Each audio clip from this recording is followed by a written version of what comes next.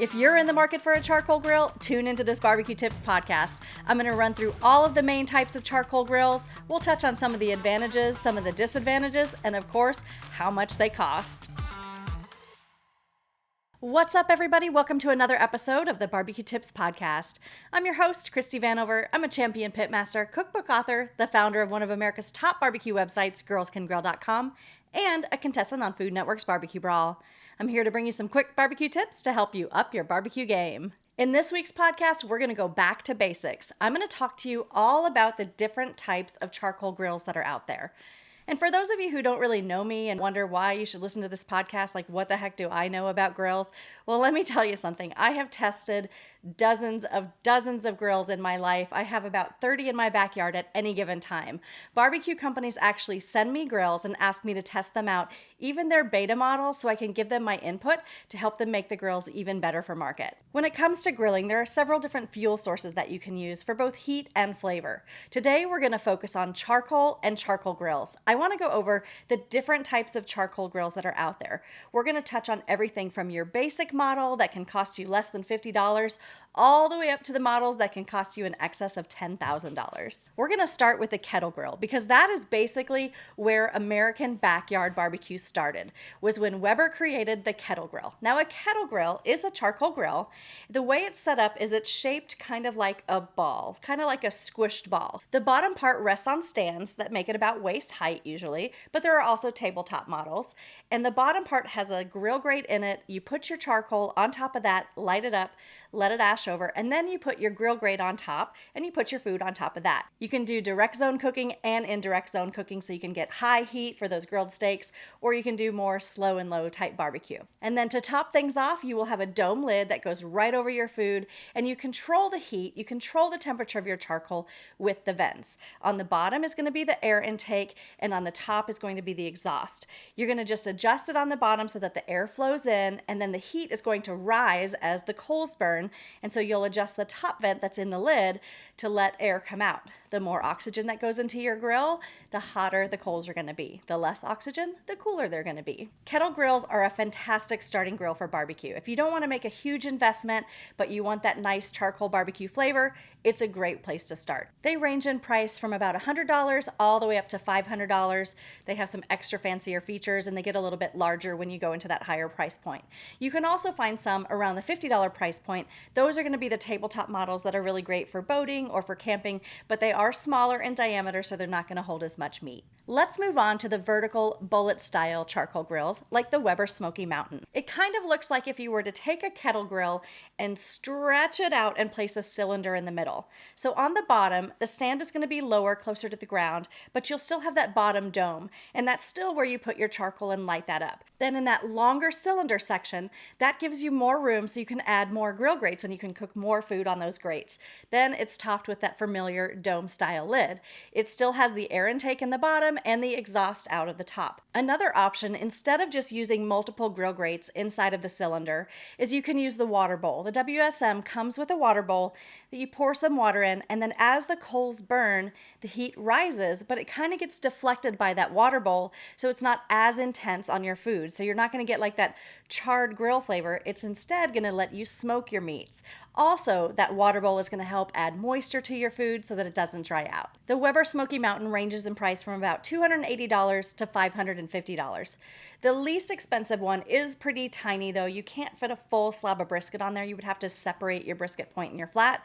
It's more for just something small and quick that you want to smoke up or grill up. The larger one is what you're going to want if you're wanting to cook whole briskets. We're going to stay in the same kind of shape as the WSM or the bullet style smokers and talk about drum smokers. I actually have a whole BBQ Tips podcast episode on just drum smokers. So if you want to learn about the different brands and what sets them apart, be sure to tune into that. A drum smoker is kind of similar to the WSM in that there's a basket on the bottom, and that's where you light your charcoal. And then your grill grates can rest at multiple levels above the coals. Instead of a domed lid, however, there's a flat lid that usually goes on top. Your air intake is usually on the bottom, but sometimes on pipes on the sides, and then your exhaust comes comes out of the top. The one thing about drum smokers that is different from the Weber Smoky Mountain is they're really more for smoking. You can smoke hot and fast. You can cook at 350 degrees, but it's a little bit more challenging to get like a sear on a steak because the grill grates are so high up from the coals.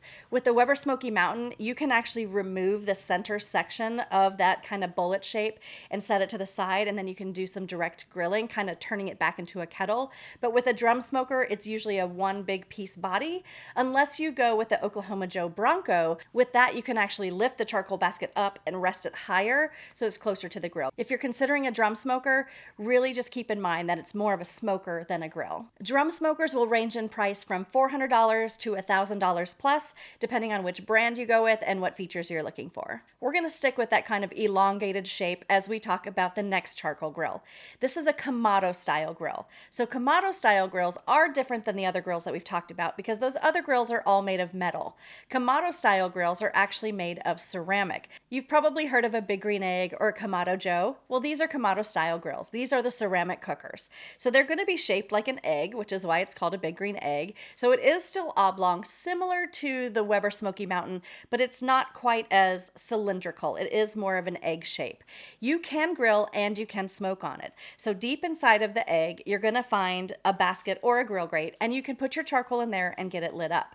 Then you can place your grill grate on top of that, cook your meat, adjust your vents, just like we did with the Weber kettle on the bottom and on the top, and adjust your temperatures, and you're good to go. You can also do indirect grilling and smoking on the ceramic style cookers because they have a diffuser plate, which is also ceramic, that will rest right above the coals. So when the intensity of the heat hits that ceramic plate, it kind of bounces back, leaving the area above the ceramic plate a little bit cooler in temperature, so you're not going to char or burn your meat. Instead, you're going to be able to control it and have lower temperatures.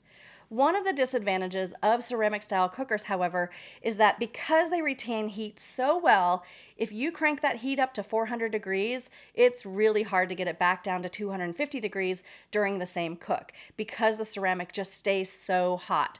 So the best thing to do if you're cooking on a ceramic style cooker is start at your lower temperatures, like your 250, and then raise your heat towards the end if you want to create a crust like on a prime rib or do like a reverse sear. Kamado style cookers come with all sorts of accessories. They have pizza ovens, rotisseries. There's like whole groups and communities that are centered around these styles of cookers. They do range in price from $500 to about $2,700, and they come in a variety of sizes. The $500 one is the smallest one, and that one is pretty tiny. Again, you're not going to fit a brisket on it, but if you just wanted to grill up a few hamburgers or steaks, that gives you some good versatility. You could also fit a pork butt on one of those. So if you wanted to smoke pork butt, that's no problem. Ribs are a little bit more challenging though because the circumference area of the grill itself is pretty small. To get a decent size ceramic style cooker, you are likely going to spend over $1,000, closer to the $2,000 range if you want something large enough to hold ribs and brisket. So far, all of the grills that I've been talking about are enclosed. They all have lids, but there are plenty of charcoal grills out there that don't have lids. Like if you go to your neighborhood park, there's probably a grill set up and it's just going to be like a stand with a metal box on top and your grill grate. Usually these racks are adjustable. So you'll put your coals into the bottom, you'll light them, and then the grill grate rests on top. And usually you can kind of shift it up or down 2 or 3 levels, and that's how you control your heat. Because there's no air intake vents or exhaust to control, you have to manage your heat by how far you keep your food away from the fire. The higher your meat is from the fire, the less intensity it's going to get. You can also do indirect cooking where you only put coals on one side of the grill and you cook your food on the opposite side of the grill. A major step up from that type of grill are some of the new grills that are out there that have more of that Santa Maria style feel to them, where the base holds the charcoal and then the grill grate raises up and down several feet in some cases. There's the Brio Live Fire Grill, which is the round smokeless fire pit, and then it's got the grill grate that goes up and down. There's also the new Fire Grill, which is more rectangular. That one is super portable. It collapses down almost like a suitcase and it has wheels, and you can just drag it through your backyard, throw it in the truck, and take it camping or take it out to a tailgate. And then when you fully assemble it, you've got your rectangular base to hold your coals, and then you've got your grill grate that raises and lowers so that you can control kind of that heat level there, which makes for a really fun charcoal grill. If you really want to go fancy, you can go with a Grill Works, which is one of the grills that I have in my backyard that I absolutely love. It's really predominantly a wood fire grill, but I love using lump charcoal in it as well. But you basically light your lump charcoal charcoal. And again, it has these grill grates that are controlled by these big dials, these big gears that raise it and lower it. It's insane. It's so sexy. It's the favorite grill probably that I have when I have company when I want to cook on it, because it's just an entertaining showpiece. When you're looking at Santa Maria style grills, the price range is tremendous. They usually start around the $800 mark, and they can be tens of thousands of dollars depending on how fancy you go. So far, we've talked about grills where the charcoal is directly under the meat with a grill grate on top. But there's another type of charcoal grill that I want you to know about, and that's the offset smoker. The way this one works is it's like a barrel that's laid on its side, and that has the grill grates inside where you place your meat. This big lid opens up and your meat goes inside, but the heat doesn't go under the meat in this case. It's offset, which means that there's another little drum on the side, and that's where you put your coals. And then what you're going to do is you're going to light the coals that are in that chamber. You will open the air intake on the side, and then the heat is going to travel through that area where the charcoal is and into the big barrel where all of your food is, and then there'll be an exhaust on the opposite side to kind of let that airflow continue through. But it's always indirect heat cooking. It's great for smoking because you're not getting that direct fire. But on that area where you do have the charcoal burning, usually there's a lid there as well with a grill grate. So if you wanted to sear off some steaks or burgers, you have the option to just use that section too. Or you can do like a reverse sear where you smoke it first within the big chamber and then you sear it off over the coals to the right side. Hopefully I haven't intimidated you too much by talking about charcoal. It is a pretty manual process when it comes to grilling. There is the factor that you have to control the air intake and the exhaust so that you're getting the right temperature. However, there are grill companies now making digital charcoal grills, and honestly, these are my favorite right now because they are like pellet grills as far as being so easy where you just turn it on and set the temperature and you don't have to do much to control them, but they give you the flavor of charcoal, which I absolutely love. And when it comes to cooking with charcoal, I am always cooking with cowboy charcoal. I've been an ambassador for cowboy charcoal for years now. I love the way that the lump charcoal and charcoal briquettes burn, and I love the flavor profile that I get from both of them. Plus, they have different varieties. They use different hardwoods. You can get apple, oak, hickory, mesquite. There's some great variety in there to flavor your foods just the way you want them to be. Okay, going back to the digital grills, I want to start with the Kamado grill. So Kamado Joe has come out with the Connected Joe, which is now digital. We talked about the ceramic egg and how you put the charcoal in the bottom. Well, one of the advancements with the Connected Joe is you can push the auto ignite button and there's like an electric coil on the bottom that's going to heat up and light your coals for you. So you don't have to go and find fire starters or a lighter or anything like that. It's going to heat the coals for you.